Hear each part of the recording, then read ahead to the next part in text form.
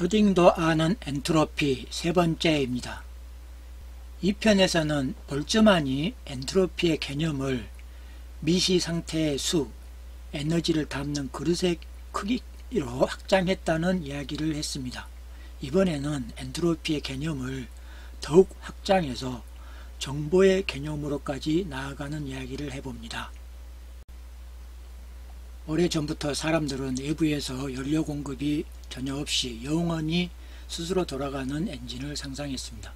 더욱이 전기 엔진이 발명되어 그것으로 큰 돈을 벌 수 있다는 것을 알게 되자 연료비가 적게 드는 보다 효율적인 엔진, 나아가서 연료비가 전혀 안 드는 연구 엔진을 상상하는 사람들이 더욱 많아집니다. 하지만 세상에 공짜는 없습니다. 과학의 법칙은 더욱 엄밀해서 세상에 공짜를 전혀 허락하지 않습니다. 에너지 보존의 법칙에 의해 외부에서 전혀 연료 공급이 없는데 돌아가는 엔진은 있을 수 없다고 단언합니다. 그래도 미련을 버리지 못하는 사람들은 그럼 일단 한번 연료를 공급해주면 그 연료를 다시 사용하면서 영구히 돌아가는 엔진은 만들 수 없는가 하고 생각합니다. 이 또한 연력학 제2법칙 엔트로피 증가의 법칙에 의해 한번 사용한 연료를 다시 사용하는 것은 불가능하다고 말합니다. 그래도 사람들은 미련을 버리지 못하고 여전히 연구 엔진을 만들어 보려고 가진 노력을 다하고 있습니다. 1867년 맥스웰은 연력학 제2법칙을 이겨내는 맥스웰의 악마라는 교묘한 것을 상상해냅니다. 밀폐된 방에 뜨거운 공기입자와 차가운 공기입자가 뒤섞여 있습니다. 칸막이를 만들고 작은 쪽문을 달아서 맥스웰의 작은 악마가 뜨거운 공기입자만 골라내서 한쪽 방에 가두는 일을 반복합니다.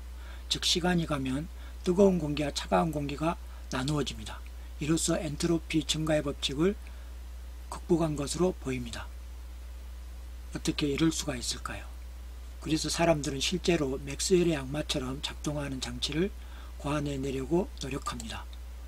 1929년 질라드라는 과학자가 맥스웰의 악마를 더욱 단순하게 하나의 공기입자만 들어있는 상자에서 구체적으로 어떻게 에너지를 뽑아낼 수 있는지 사고 실험을 합니다. 먼저 공기입자가 상자의 왼쪽에 있는지 오른쪽에 있는지 관측을 합니다. 그 위치를 알면 그 반대쪽으로 피스톤을 상자에 재빨리 설치해서 에너지를 얻어냅니다. 다시 처음 상태로 되돌아가 다시 공기입자 위치를 관측하는 과정을 반복해서 계속 에너지를 뽑아낼 수 있고, 이런 과정을 완전히 기계적으로 구성할 수도 있다고 주장하는 겁니다. 그렇다면 연력학 제2법칙은 무너지는 것입니다. 하지만 현실은 그렇지가 않습니다. 이 난문제를 어떻게 해결해야 할까요?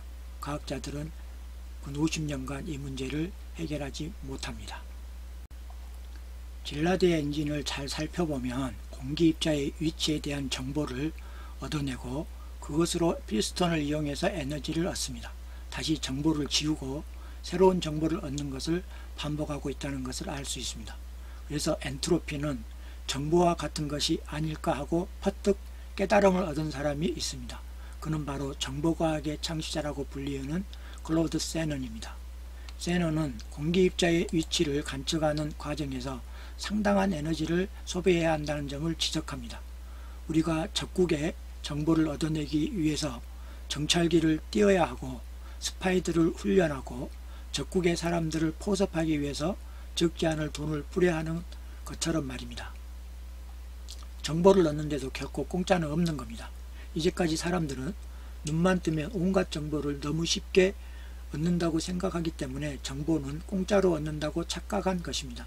하지만 눈이라는 정교한 감각기관을 만들어내고 눈을 작동시키기 위해서는 엄청난 양의 에너지를 소모하고 있다는 것을 알아야 합니다.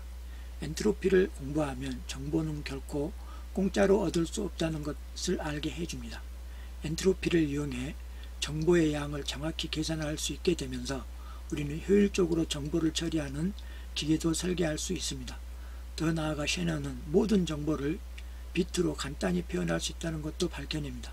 그러므로서 컴퓨터 과학의 시대, 정보의 시대를 열게 된 것입니다. 이상입니다.